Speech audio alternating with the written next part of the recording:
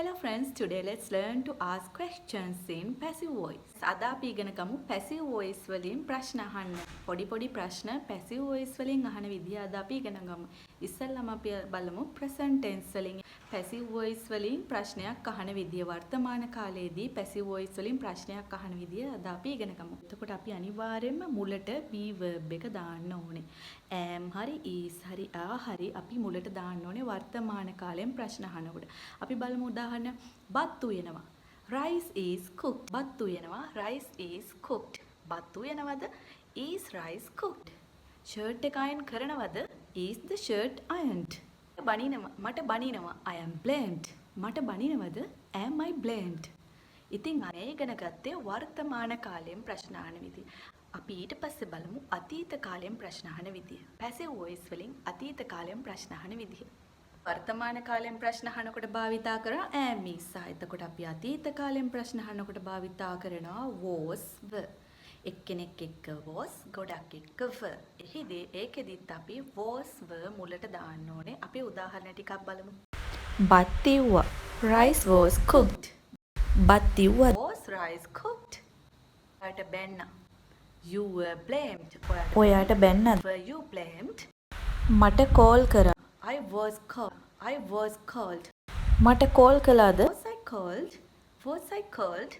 ඉතින් අපි මේ ඉගෙන ගත්තේ අතීත කාලයෙන් passive voice වලින් ප්‍රශ්න අහන විදිය. passive voice කියන්නේ ක්‍රියාවට ලක් වෙන දේ මුලට යෙදිලා ක්‍රියාවට ලක් වෙන දේ මූලික වෙලා ප්‍රශ්න අහන විදිය අපි මේ ඉගෙන ගත්තේ අතීත කාලේ.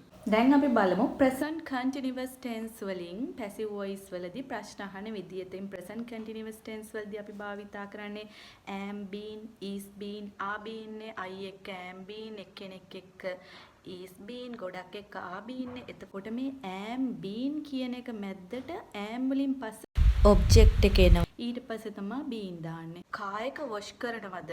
කායක wash කරනවා නම් the car is being washed. The car is being washed. එතකොට කායක wash කරනවද? කායක කියන්නේ එකක්නේ. එතකොට is මැද්දට දානවා. ඔබ්ජෙක්ට් එක the car ඊට පස්සේ තමයි being. is the car being washed? කායක wash කරනවද? is the car being washed? අපි තව උදාහරණයක් බලමු. ඒක check කරනවද? ඒක check කරමින් ඉන්නවා නම් it is being checked. ඒක check කරනවද? is it being checked? ඒක check කරනවද? is it being checked? is it being checked? අපි තව උදාහරණයක් බලමු. මට බැන ඉන්නවා. කවුරු හරි මට බැන ඉන්නවා. I am being blamed. I am being blamed. මට බැන ඉන්නවද? එතකොට am I ඊට පස්සේ තමයි being. am I being blamed? මට බැන ඉන්නවද? am I being blamed? ඔයාගෙන් ප්‍රශ්න අහමින්ද ඉන්නේ? ඔයාගෙන් ප්‍රශ්න අහහද ඉන්නේ? ඔයාගෙන් ප්‍රශ්න අහහ ඉන්නවනම් you are being questioned. You are being questioned. එතකොට ඔයාගෙන් ප්‍රශ්න අහනවද? මොකක්ද අපි ඉස්සෙල්ලාම යන්නේ? Are you being questioned? Are you being questioned? ඔයාගෙන් ප්‍රශ්න අහහද ඉන්නේ? Are you being questioned?